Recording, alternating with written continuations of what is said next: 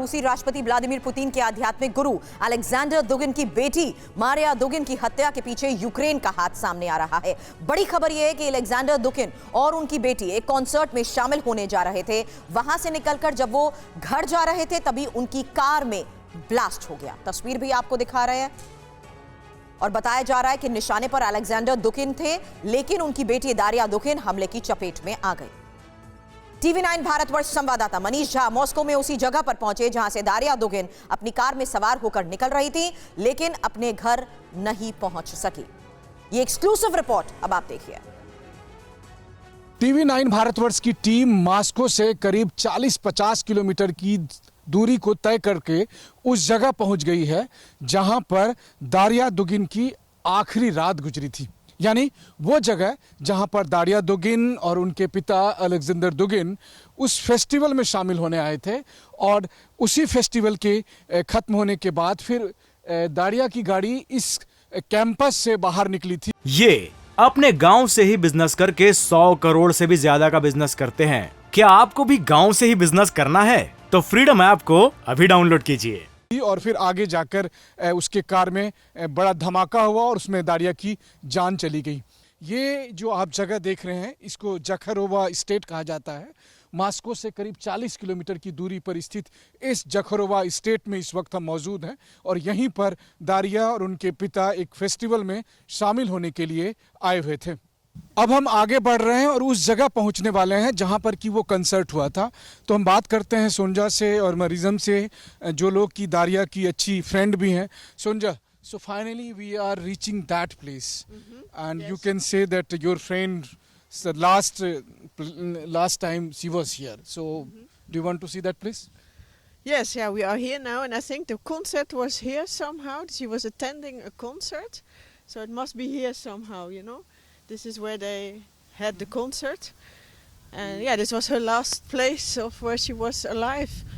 It's very horrible, actually, you know, to be there, to know that it was her last evening she spent here. I think it was a concert somehow, maybe with musicians, and I don't know. I was not here, but it's horrible to know that a young lady like that was killed. इस जगह पर Ukraine के जासूस, Zelensky के जासूस कैसे पहुंचे, ये अपने आप में एक रहस्यमय बात है।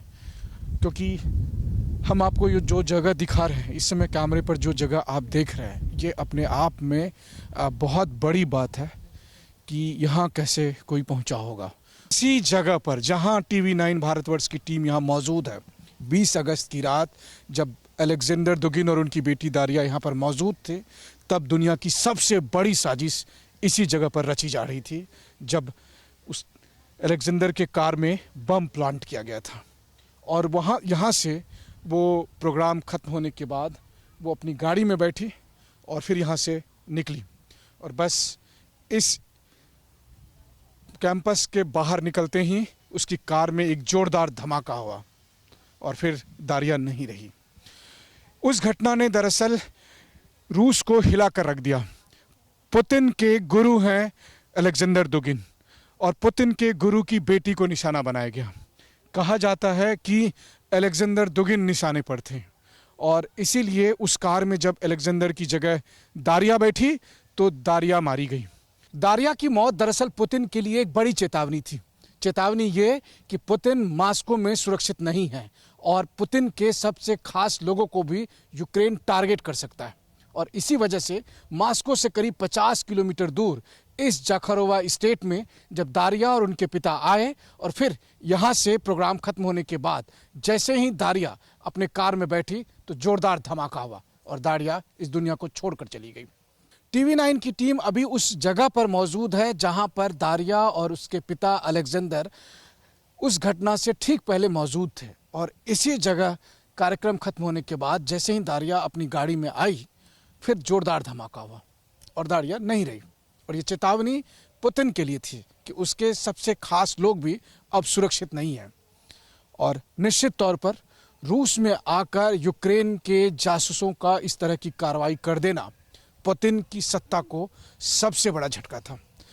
कैमरामैन संजीत कुमार के साथ मनीष झा, TV9 भारतवर्ष, मॉस्को, रूस। ये अपने गांव से ही बिजनेस करके 100 करोड़ से भी ज्यादा का बिजनेस करते हैं। क्या आपको भी गांव से ही बिजनेस करना है? तो फ्रीडम ऐप को अभी डाउनलोड कीजिए।